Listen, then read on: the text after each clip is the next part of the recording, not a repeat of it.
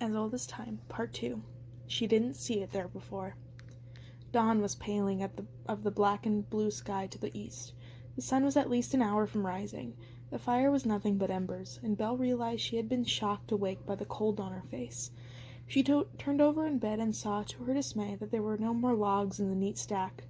Immediately she felt ashamed. Only 2 days in a castle, and already she was coming to expect service, perfect and punctual. This is no worse than home on a winter morning, she told herself, closing her eyes and bracing herself for the quick emergence from the bed that such mornings usually prompted. It was like jumping into a freezing lake. She threw back the covers quickly, hoping against hope that the warm spot her body made would still be there after she returned with more wood. Her feet didn't slap against the floor like ice as they would have at home. There was a thick rug to protect her. She thought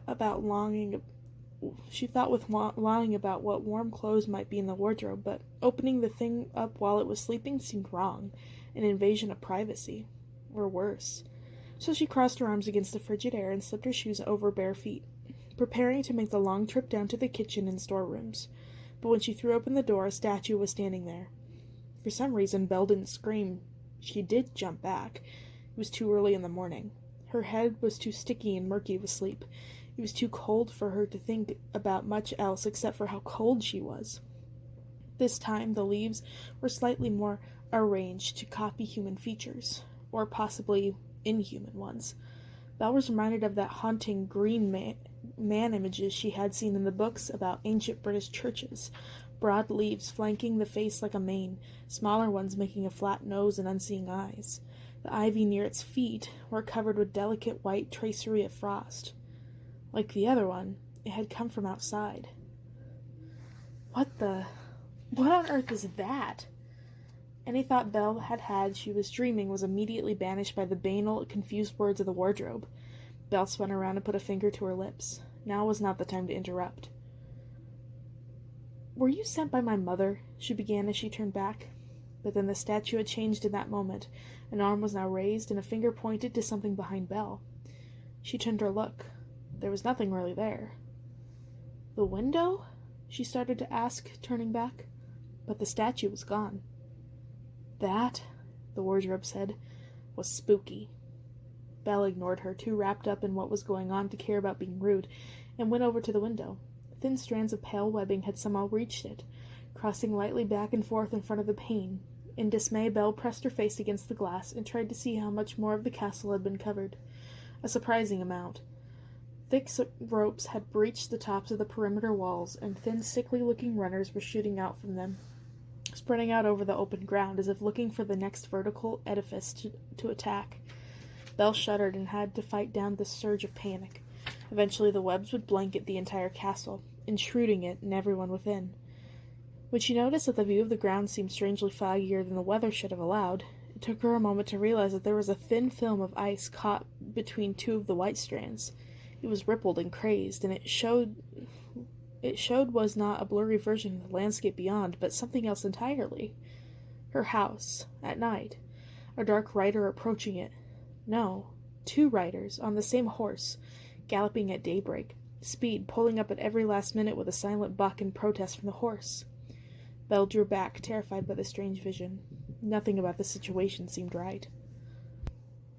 The lead rider jumped down and then turned to help the second rider off. This was a tall, graceful boy who flowed off the horse like water. Belle could see this in the splash of yellow light from the now open doorway. "No! Don't get out!" Belle couldn't stop herself from whispering, but her mother was in the doorway now, speaking to the rider, appearing nervous. Then Maurice was coming forward, clasping the first rider's hand. And then the vision restarted. "No," Belle said, frustrated. "What is this? What is happening? Is he a relative? Is one of them a relative? Is that an uncle? What's happening? Why are you showing me this? Is he the one who betrayed you? Did you move out here to get away from all the death and violence and he tracked you down?"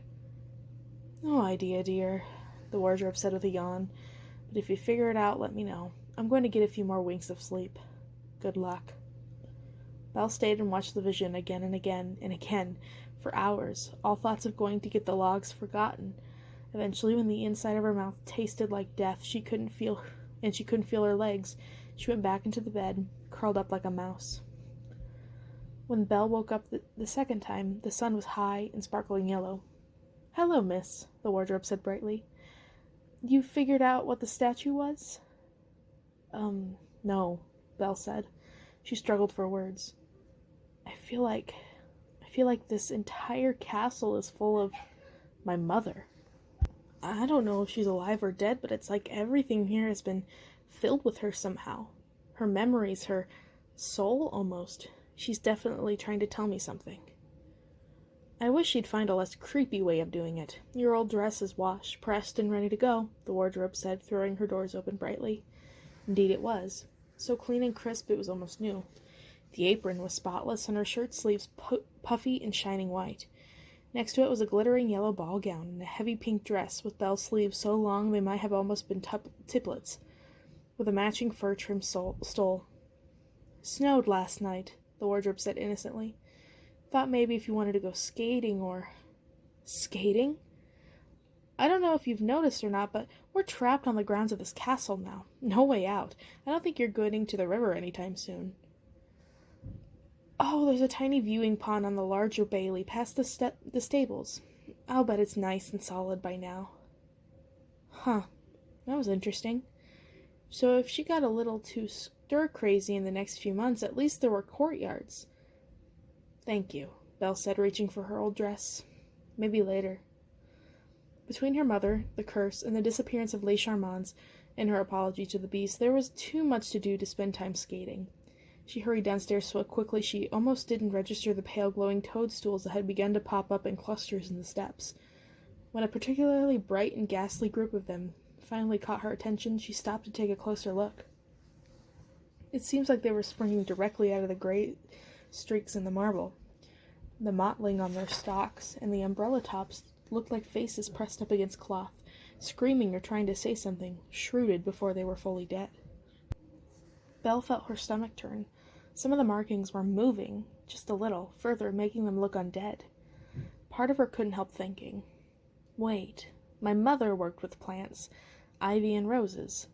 Mushrooms aren't technically plants, right?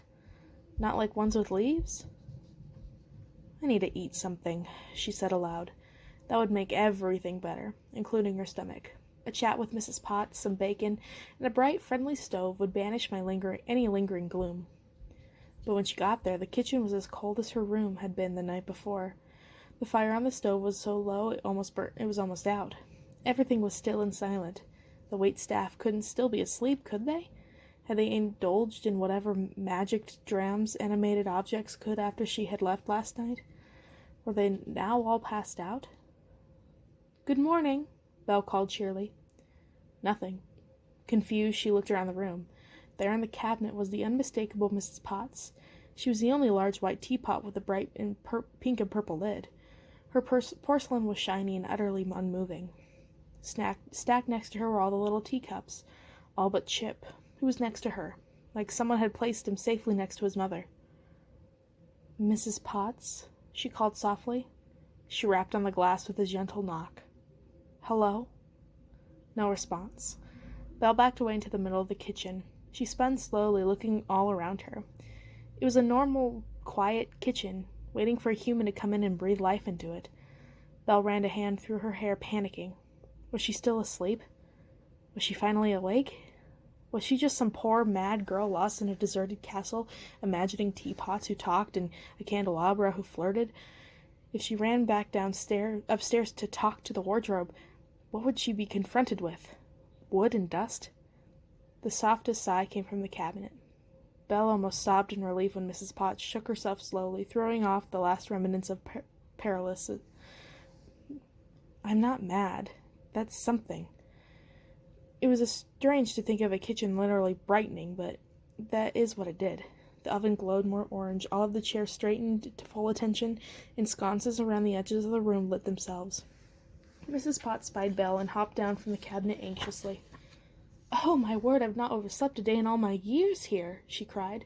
"Get the kettle on. Lord, it's cold. My dear, I'm so sorry. We'll get you something fresh and hot in a moment." She descended to the table and spun around, directing Chip and the creamer and the small plate of muffins and silver dome to arrange themselves on a tray. A beautiful day it is. I'll bet the sun melts all the snow before noon, and we'll just pour you some hot chocolate to take the morning chill off." "Thank you. I love hot chocolate. I almost never get it." "I love hot chocolate, too," Chip chimed in. "I can feel it in my cup," he added confidently.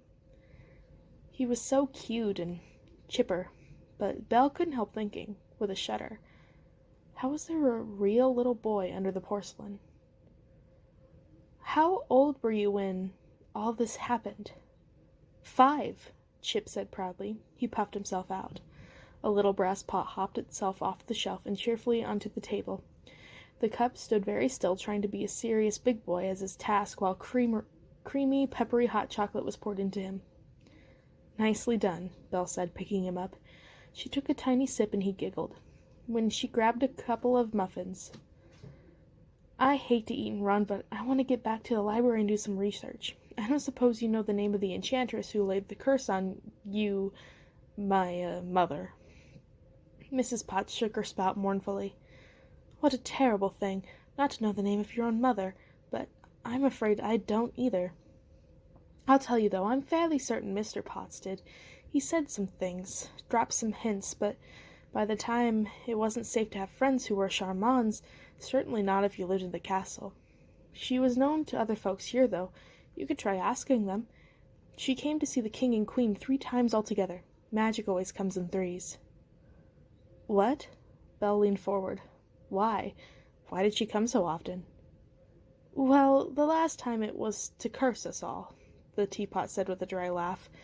"The time before it was because the king and queen had summoned her, to beg her to help with the plague." "Did she?"